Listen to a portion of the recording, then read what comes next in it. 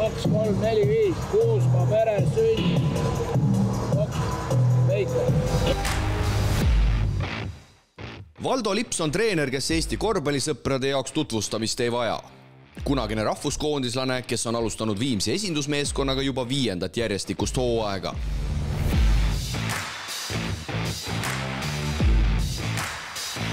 Okay, let's go. Go, guys.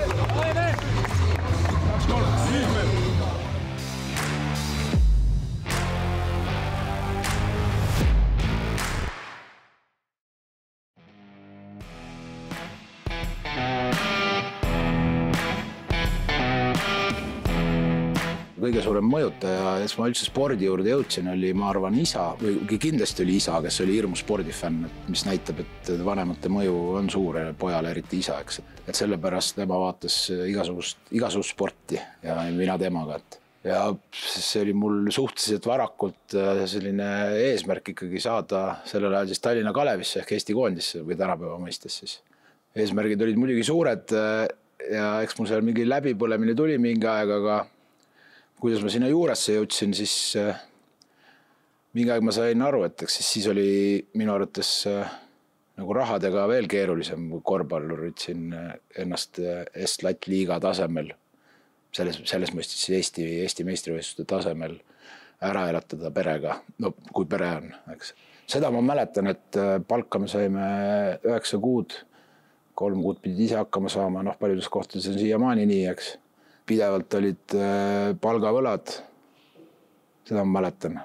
Ja noorena on ikkagi päris raske, et ma isegi mäletan, abiellusime. Pulmareis oli planeeritud ja asjad, ja tegelikult ma ei olnud vist 3 kuud palka saanud, et siis pidi ülemustel käima spetsiaalselt küsimus. Ja ma hakkasin mõtlema, et ma pean midagi muud, eks ma olin väsinud ka, aga et ma peaks midagi muud tegema. Ja aeg oli selline, kus me taas iseseisvusime, et ma hakkasin ennast jälgima, et mis mind nagu siis väga huvitab. Mind sellel ajal huvitas väga selline ühiskondlik korraldus, poliitika, milline riik võiks olla, millised põhimõtted ja riigi ühiskonnakorralduse üks osa on kahtlemata õigussüsteem. Ja see õigus hakkas mind huvitama ja nii ma siis sellise karjääri endale mõtlesin pärast korvpalluri karjääri. Nagu mulle kohane, siis ma mingi aeg väsin mingitest asjadest, et siis ma jälle põlesin läbi, ma arvan, et eks ma selline idealistlik inimene olen, kes läheb maailma muutma ja siis tuleb kogu maailm sulle tagasi, et sa tegelikult muuta ei saa nii palju, et pead väikestest asjadest lähtuma. Ja korvpallitreeneriks jõudsin ma ikkagi tänu Karl Johanile. Karl Johan läks trenni ja nii see sõrm sai jälle antud.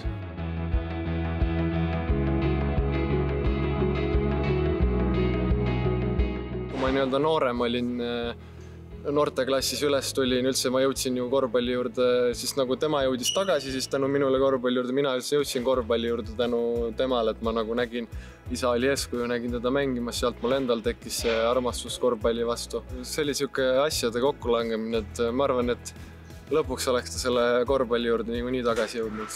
Tänane Viimsi peatreener oli omal ajal vägagi korraliku tasemega mängumees. Tuli Asto ridades 2 korral Eesti meistriks ning vaatamata toonasele hirmkõvale konkurentsile tagaliinis sai kirja rahvuskoondise särgis ka 21 mängu. Ma arvan, et ma enam-vähem ikkagi jõudsin sinna oma maksimumi juurde, mis minu sellise kehaga võib-olla ja psühholoogiliste probleemidega nagu selles mõttes, et ma olin suhteliselt selline. Kui ma sain nagu sisse, siis ma võisin tunduda väga nahaalne mängumees ja ma mängisingi mingid momendid, aga mul oli vaja aega anda.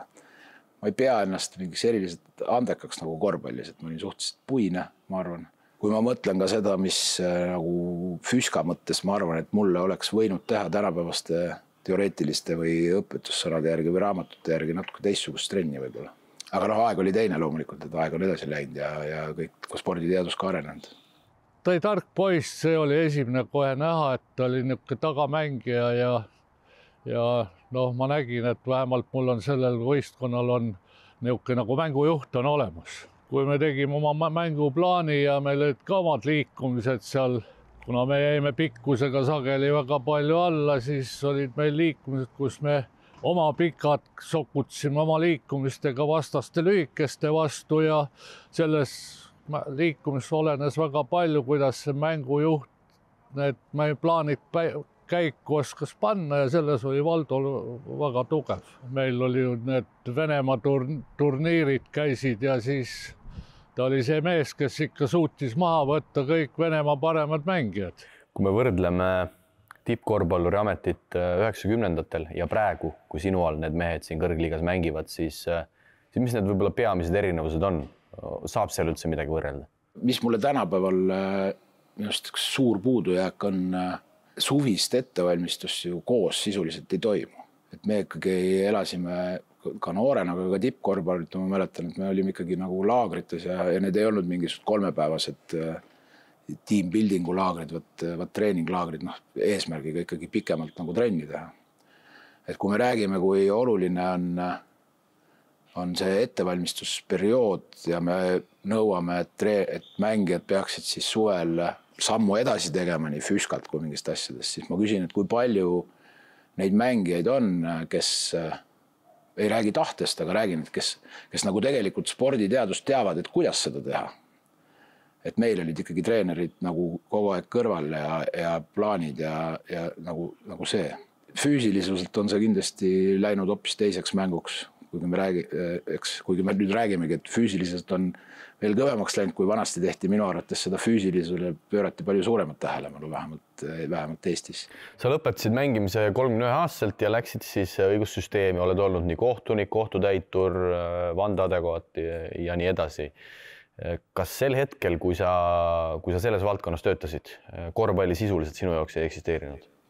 Sisuliselt ei eksisteerinud, jah. Et ma mäletan, et me Karliga mingil ajal vist käisime vaatamas mingit finaali, mis siis toimus siis Saku Suurhallis, kus oli väga palju rahvast, kus see Tartu ja oli see siis tööriist või mis iganes ta oli, et vaatamas, aga ma kodus ja niimoodi ei vaadanud üldse ja ei teadnud tegelikult midagi, mis toimub suures plaanis. Aga see on tegelikult päris märgiline ja oli see siis tingitud sellest, et sa ikkagi korvpallurina vähemalt karjääri lõpus läbi põlesid, ma ei tea, kas siis panid endale liiga kõrgeid ootusi või siis lihtsalt tekkis selline lihtlabane tüüdimus?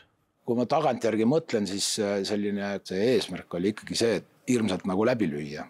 Ju ma siis jah, võib-olla panin ka liiga suured ootused, võib-olla Eesti majanduslik ülesehitus oli selline, et ma ei saanud seda, mida ma lootsin nagu korvpalluri karjäärist ja võib-olla lootsin valesti ka. Korvpallitreeneri amet on kahtlemata pingeline ja stressirohke, eriti kui teed seda kõike suure kirega, nagu tänase loo peategelasel kombeks on.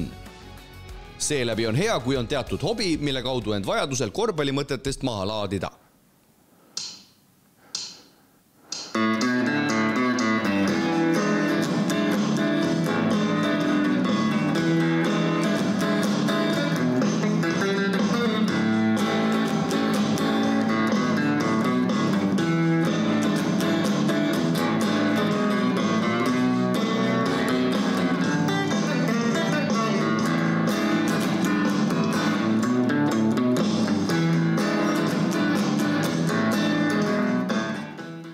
Põlvkonnas sellel ajal oli see elektrigitarri muusika ju väga populaarne, et hard rock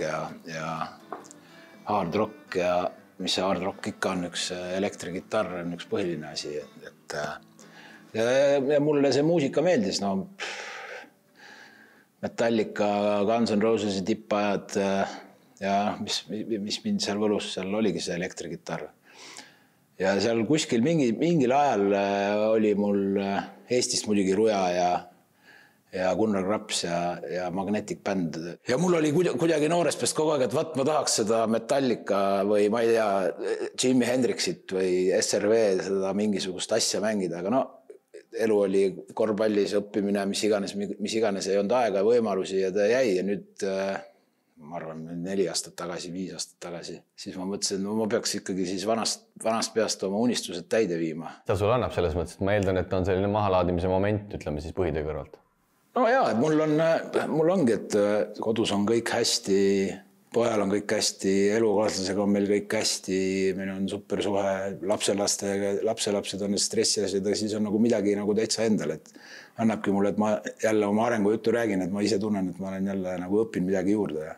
Teooria järgi peaks aitama ka, et pidi väga kasulik olema. midagi juurde õppida nagu kogu elu vältel.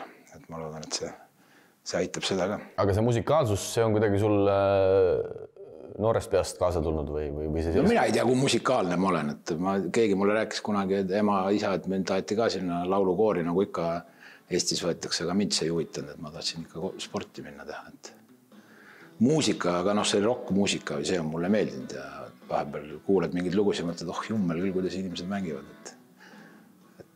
Et äge, jah.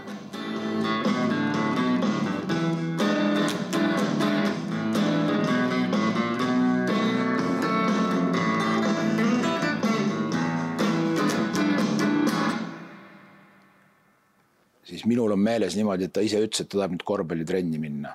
Et kuigi ma olin suhteliselt vara lõpetanud karjääriga, ta oli siis ju 5, kui ma lõpetasin. Ja kui ma ei tea, kas ta mäletas üldse, et ma mängisin. Aga midagi ta teadis kindlasti, et ma mängisin korvpalli. Aga nagu ma ütlesin, ega ma väga siis ei vaadanud ja siis ta otsustas ja siis alguses ma olin lihtsalt siin kuskil tribüünil ja vaatasin ja närvitsesin. Ega ma olen ka hull lapsevanemand selles mõttes. Karl Johan siis oli minu treeninggrupis ja siis Valdo vaatas seal mõnda trenni.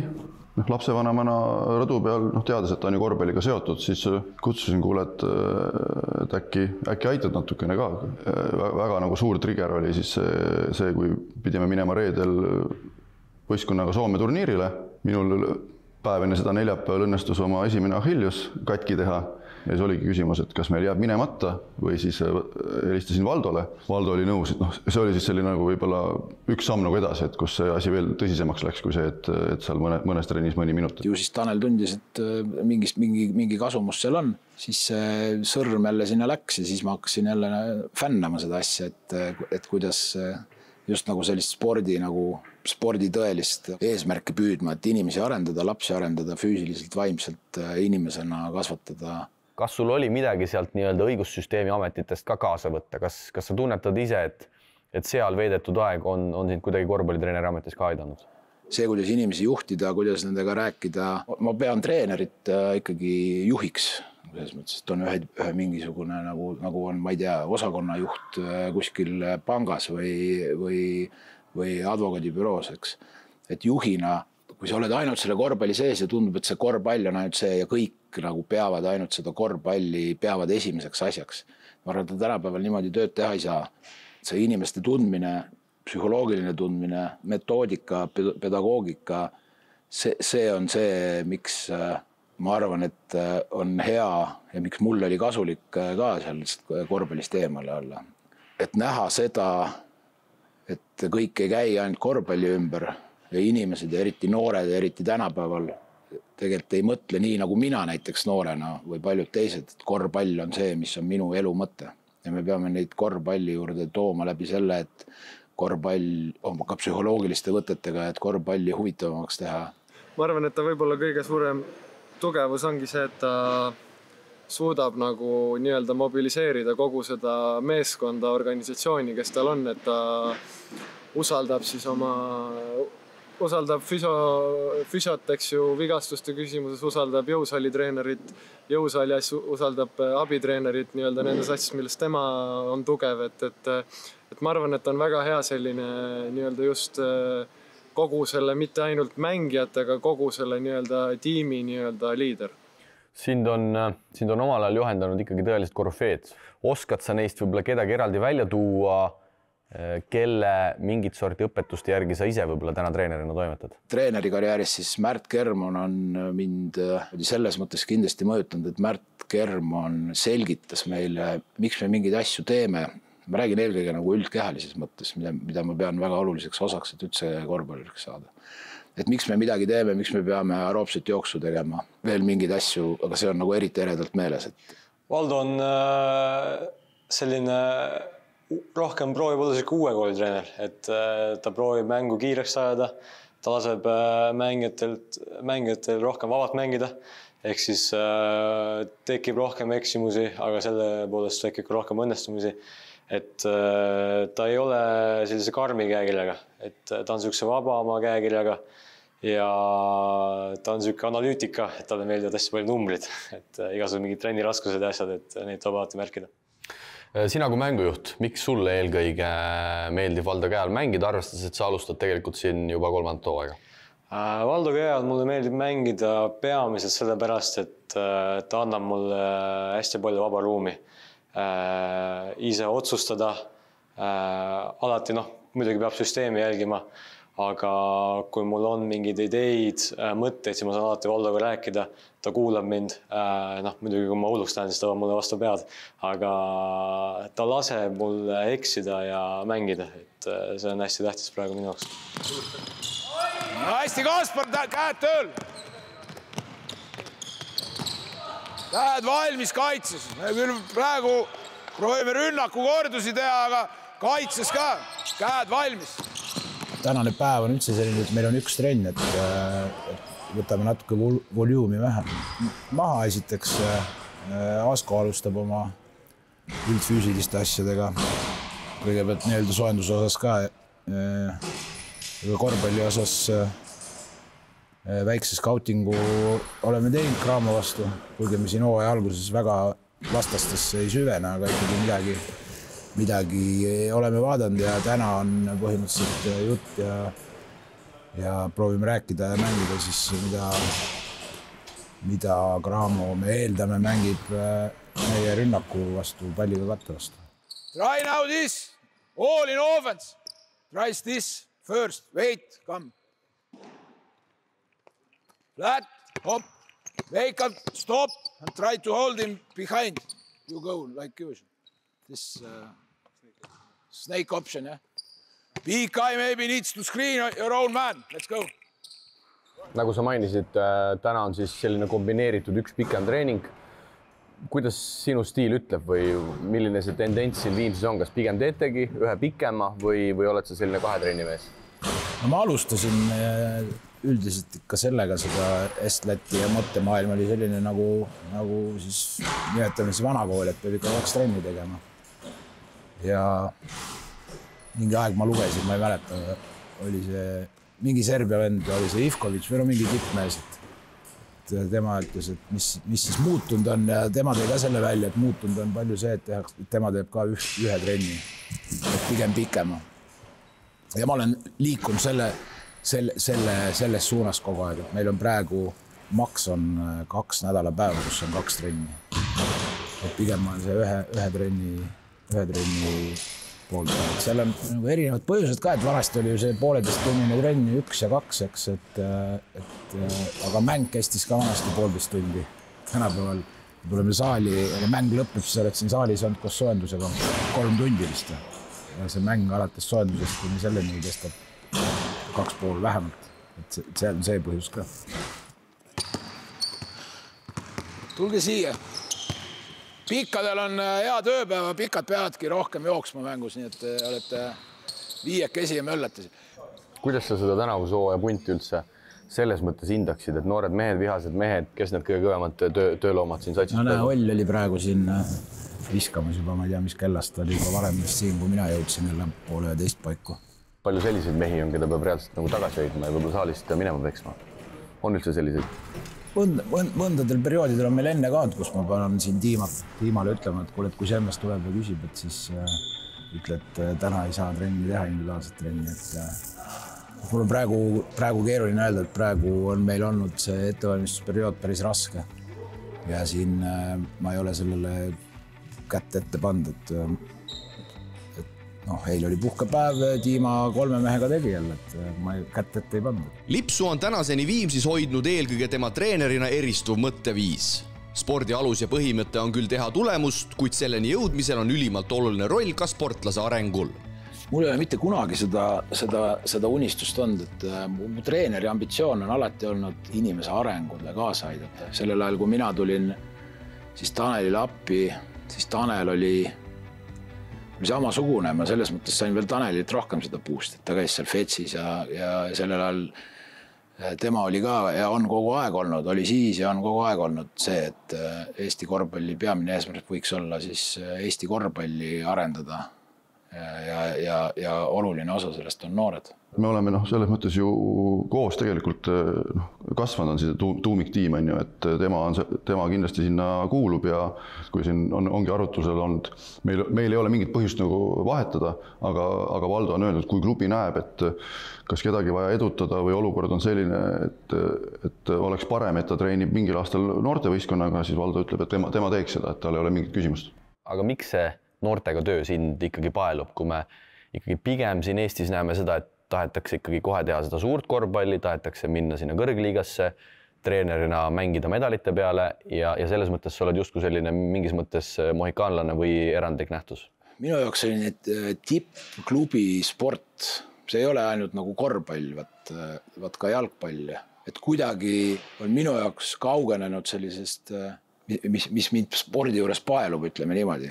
Inimese areng, füüsiline areng, inimesena areng, vaimne areng, tugevamaks saamine ja näha seda, kuidas areneda ja kuidas selle nimel tööd teha ja kuidas seda teha, õppida juurde treenerina ka, et kuidas seda teha. Et see on üks põhjus.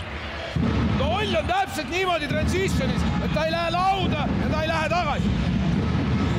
Viimane olukord, Kevin viskas sünd. Nüüd oli täpselt see olukord. Ta ei lähe agressiivselt lauda, ründe lauda, ta ei lähe ka tagasi. Sa oled poole peal, kas sinna või tänna? Kui lähed, siis mine sinna kehasse talle ründe lauda. Teine põhjus on see, sellel ajal, kus mina olen siis sellised, ütleme, et ma ei tea, 80-ndate keskelt kuni 90-ndate keskpaidani või 2000-tani või kuskil niimoodi, et kus ma olen olnud sellises eas, on olnud kõige olulisem nagu ühiskonnas peetud seda, et meie omad inimesed, Eestis elavad, kasvavad inimesed areneksid ja Eesti riik areneks. Ma näen selles palju suuremat rolli, et meil oleks head mängijad ja Eesti korvpall kui selline. Et võib-olla see, et selline ma ei tea, missioonitunne või see, et ma ennast ei pea nii tähtsaks korvpallis kui kogu seda meie korvpalli, et see võiks olla see põhjendus. Ma arvan, et tema jaoks pigem on see oluline, et oleks nagu kusagile poole püüelda, et nagu saada ka seda progressi, et nii-öelda arendada mängijad organisatsiooni nii inimestena kui mängijatena väljakul, et ma arvan, et ta pigem ei ole selline treener, kes tahaks mingisugust sükest nii-öelda projekti meeskonda juhtida, kus sul on nii-öelda aastast aastasse põhieesmärk on, et lihtsalt kusagil mingi medal võtta ja siis, kui aasta saab läbi, siis hakkame nullist pihta. Viimsi tuli 2021. aastal pauguga liigasse, mängides end kohe debüüthooajal Riia VEF-i vastu finaali. Tänasel päeval töötab esindusmeeskond teist laadi kontseptsiooni järgi, kui põhirõhk on nii oma klubi kui ka teiste Eesti noorte mängijate võistkonda kaasamisel. See, kuidas Valdo ikkagi töötab endaga, kui palju ta loeb erinevaid materjale, et need oleks siis on see kehaline ettevalmistus või et ennast pidevalt täiendada, et selline põhjalikkus nagu ka, kui siin küsite, et mis siis need sellised eesmärgid on, siis Valdo alati talle meeldib sellest protsessist ja sisulisest tööst rääkida, et tegelikult see ei ole ainult nii, et tahaks siis küsimusest kõrvale puigelda, vaid Valdo mõtlebki niimoodi.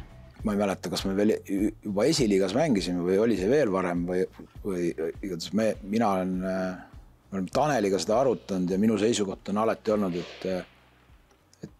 et kui meistriliigas mängida, et siis see eesmärk, peamine eesmärk võiks olla see, et oma siis nii Viimsi ja ma pean omadeks ka nagu üldse kohalikke siis Eesti mängijaid.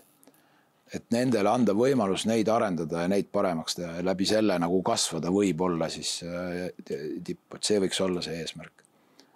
Ja see oli ka meie üks jutuajamisi enne esimest hooaega Estvet liigas, et see võiks nii olla.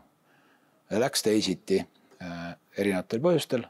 Kergem oleks olnud ju pärast seda, kui see raha ära läks ka loobuda sellest asjast. Ma arvan, et minul ju suurt ikkagi ei muutunud nagu stressi või sellises mõttes. Ma arvan, et kõige suurem au, et see meistriliiga ka sellisena on tegelikult klubi juhi Tanelil, et ta jaksab seda endiselt teha selle missiooniga, millest me oleme rääkinud täna. Et päris taotluslik see kahjuks ei olnud. Või kui ma ütlen nüüd, et me nüüd meil lihtsalt rahad vähenesid, sponsorirahad ja siis see läks. Ja ma arvan, et see oli väga hea, et see nii läks. No selgelt, nagu sa ise ka mainisid, Viimsi on viimase paari hooaega sellise oma niši leidnud ja vaadates tänastki treeningut, siis noormängijad tahavad siia tulla. Aga oskad sa ise peatreenerina öelda, miks nad siia tulla tahavad? Kas kõik see eelnev jutt ikkagi, et siit on neid positiivseid näiteid juba päris palju võtta? Ma arvan küll, jah. Ma arvan küll. Et ma loodan, et see on niimoodi, et mängi, et me oleme kunagi isegi väga-väga ammu arutanud, et me võiks olla ka nagu pikkadele, siis kui me ei olnud jälle meistriliigas, et me võiks, et ideaalis võiks ju olla meie kontseptsioon, et võiks olla ka selline üle-euroopaline, miks mitte selline, ma räägin just pikkadele, sest pikkadega on meil probleeme, eks. Et võiks olla nagu kunagi oli Ljubljana, oli vist kunagi selline, kellel oli see, et me mindi väiksema rahaga, aga teati, et seal tehakse nagu head tööd, et ma teen sealt kindlasti sammu edasi. Minu arvates Eesti peab suutma perimeetri mängijaid ikkagi ise kasvatada nagu Estlat liiga tasemel ja Euroopa tasemel. Eelkõige, miks nad siia tulla tahavad, on see, et siin treenitakse palju, nii-öelda hea konkurents omavahel mängijatel, siis trennis on kõva andmine iga kord. Võib-olla ka see ka, et ei panda nii suurt kaalu eksimustele, et kui eksid, siis andestatakse, ei panda kohe pingile, et sa nüüd tegid seda halvasti, mida pingile, et sulle aitab. Et siin saab õppida nii-öelda mängumeheks saamiseks. Kevin popib, sa pead nurka jooksma, siis see nurgamees lõikab ka ära. Praegu popis, sa jätta kahekesi sinna ette.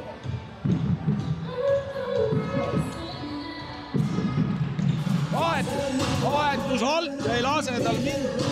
Oled vahetus ülevalt, siis sa tiia. Sinu mees on siin katel, vahetus, pikk rünnak, Ken hüüab vahetus. Nüüd sa pead minema tõsta. Alle ei lase teda mõne alla. Vaadates otsa tänasele Viimsi esindusmeeskonnale, kes on alustanud siis kolmandat, ütleme noorte kontseptsioonis kolmandat hooaega, siis millised need Viimsi tänavused eesmärgid on ja kuidas sa võib-olla võrdleksid seda meeskonda viimase 2 hooaega?